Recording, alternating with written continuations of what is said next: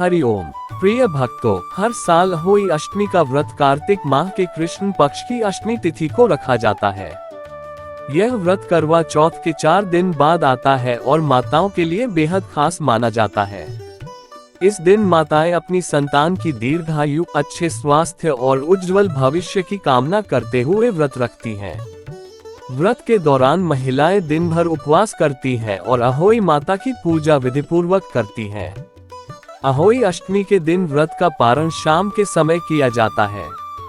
पारण करने से पहले माताएं तारों को अर्घ्य देती हैं और अपने घर की संतानों की सुरक्षा और खुशहाली की कामना करती हैं। धार्मिक मान्यता है कि इस दिन रखे गए व्रत से बच्चों का जीवन सुखमय, लंबी आयु वाला और स्वस्थ रहता है। इस व्रत का पालन करने से परिवार में खुशहाली और संतानों की सुरक्षा सुनिश्चित होती है। इस साल अहोई अष्टमी कार्तिक माह के कृष्ण पक्ष की अष्टमी तिथि को पड़ रही है।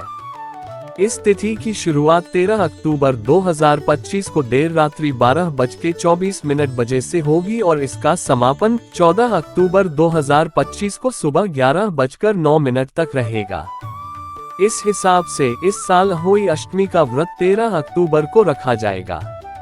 अहोई अष्टमी 2025 पूजा शुभ मुहूर्त अदृक पंचांग के अनुसार इस साल अहोई अष्टमी की पूजा का शुभ समय सायं 5:53 से 7:1 बजे तक रहेगा।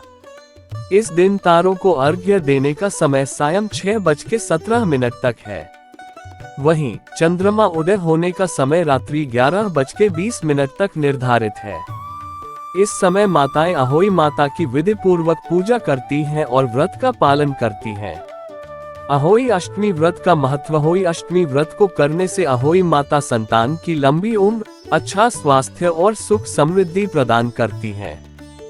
धार्मिक मान्यता है कि यह व्रत न केवल संतान के कल्याण के लिए बल्कि परिवार में खुशहाली और सुरक्षा के लिए भी अत्यंत लाभकारी है। निसंतान महिलाएं यह व्रत रखकर संतान सुख की प्राप्ति की कामना कर सकती हैं। इस व्रत का पालन कठिन माना जाता है क्योंकि इसे निर्जला रखा जाता है, लेकिन इसके विधिपूर्वक पालन से माता की कृपा और आशीर्वाद प्राप्त होता है। अहोई माता कौन है? अहोई माता को मां पार्वती का रूप माना जाता है।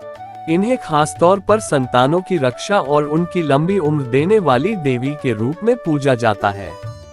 धार्मिक मान्यता है कि इनकी पूजा करने से महिलाओं की कुंडली में ऐसे योग बनते हैं जो बांझपन, गर्भपात, संतान की असमय मृत्यु और दुष्ट संतान से जुड़ी समस्याओं को दूर करते हैं। पौराणिक कथा के अनुसार अहोई माता का रूप साही नेवला के रूप में दर्शाया गया है। कहा जाता है कि प्राचीन समय में एक महिला जो अपने पुत्रों की मां थी, जंगल में मिट्टी खोदते समय गलती से साही के बच्चों को मार देती है। इसके बाद वह महिला देवी से क्षमा याचना करती है। उसकी तपस्या से प्रसन्न होकर देवी उसे आशीर्वाद देती है कि उसकी संतान सुरक्षित रहेगी। तभी से माताएं अहोई माता की पूजा कर अपनी संतान की दीर्घायु और कल्याण की कामना करती हैं। इस दिन स्याहू माला पहनने की परंपरा भी है। लेकिन क्या आपने कभी सोचा है कि इस माला का महत्व क्या है और इसे क्यों पहना जाता है? अगर नहीं जानते तो चलिए इसका महत्व समझते हैं। स्याहू माला क्या होती है? अहोई अष्टमी के व्रत में स्याहू माला का खास महत्व होता है। यह माला आमतौर पर चांदी की बनी होती है, जिसमें चांदी की छोटी छोटी मोतियों को एक लॉकेट के साथ कलावे, लाल धागे में पिरोया जाता है। जो महिलाएं संतान की लंबी उम्र की कामना से अहोई व्रत रखती हैं, वे इस माला को विशेष रूप से धारण करती हैं। पूजा के समय इस माला की रोली, अक्षत और दूध भात से पूजा की जाती है। ऐसा माना जाता है कि इस माला को दिवाली तक पहनना शुभ होता है और इससे संतान की उम्र लंबी व जीवन सुखमय बना रहता है। अहोई पूजन में इस माला को पहनने से पहले महिलाएं विधिपूर्वक इसकी पूजा करती हैं, जिससे इसका पूर्ण फल प्राप्त हो सके। ये परंपरा पीढ़ियों से चली आ रही है और इसे श्रद्धा के साथ निभाया जाता है। अहोई अष्टमी के दिन महिलाएं निर्जला व्रत रखती हैं, बिना जल व अन्न के। पूजा के लिए घर के मंदिर में या दीवार पर अहोई माता की तस्वीर लगाएं। एक मिट्टी का घड़ा या कलश लेकर उसमें पानी भरें और तस्वीर के पास रखें। स्याहू माला को अहोई माता की तस्वीर पर अर्पित करें। पूजा के समय संतान को पास बिठाना शुभ माना जाता है। सबसे पहले अहोई माता को तिलक लगाएं, फिर स्याहू माला के लॉकेट पर तिलक करें। इसके बाद वह माला गले में धारण करें। पूरे दिन व्रत रखने के बाद शाम को तारों को अर्घ्य दें और फिर व्रत का पारण करें। स्याहू माला को दिवाली तक पहन कर रखें, फिर उसे संभाल कर रख लें। घड़े में रखा जल दिवाली के दिन संतान को स्नान कराने के लिए प्रयोग करें। मान्यता है कि यह पूजा संतान को लंबी उम्र और अच्छे स्वास्थ्य का आशीर्वाद देती है। अहोई अष्टमी पर राधा कुंड में स्नान का धार्मिक महत्व।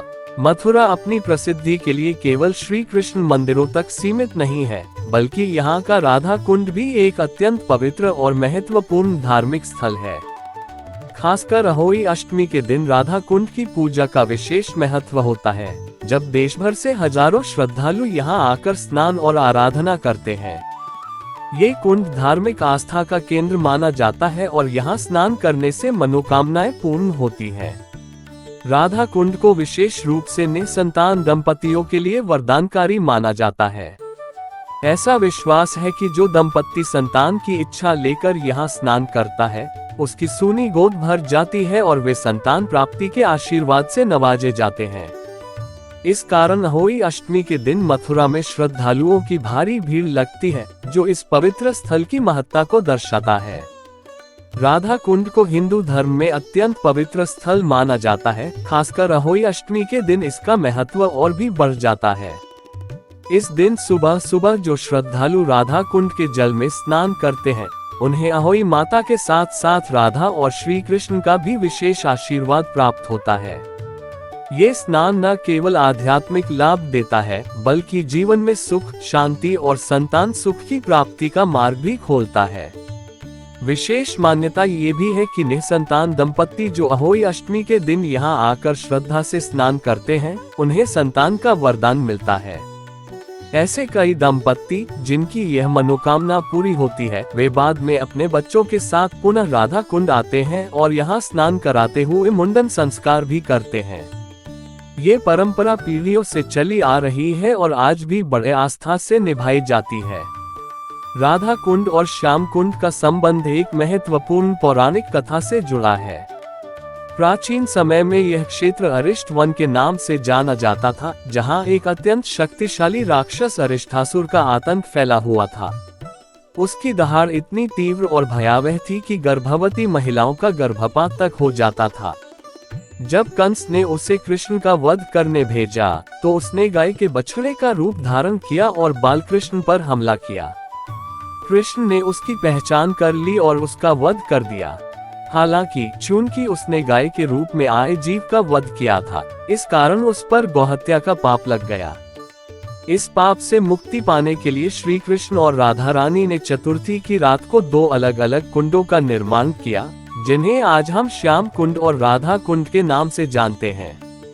अहोई अष्टमी व्रत मुख्य रूप से माताएं अपनी संतान की लंबी उम्र और सुख समृद्धि के लिए रखती हैं। इस दिन विशेष रूप से राधा कुंड में स्नान करने की परंपरा का पालन हजारों की संख्या में श्रद्धालु करते हैं। खासकर जिन दंपतियों को संतान की प्राप्ति नहीं हो रही होती, वे इस दिन यहाँ आकर स्नान करते हैं और संतान सुख की प्रार्थना करते हैं। ऐसी मान्यता है कि अहोई अष्टमी पर राधा कुंड का जल अमृत तुल्य होता है और इसमें स्नान करने से पुण्य फल मिलता है। इस दिन कुंड में स्नान करना केवल धार्मिक कर्तव्य नहीं, बल्कि विश्वास और आस्था का प्रतीक बन गया है। यही कारण है कि अहोई अष्टमी के दिन मथुरा नगरी, विशेषकर राधा कुंड क्षेत्र में श्रद्धालुओं की भारी भीड़ उमड़ती है, जो इस स्थान की पवित्रता और मान्यता को दर्शाती है। अहोई माता की जय।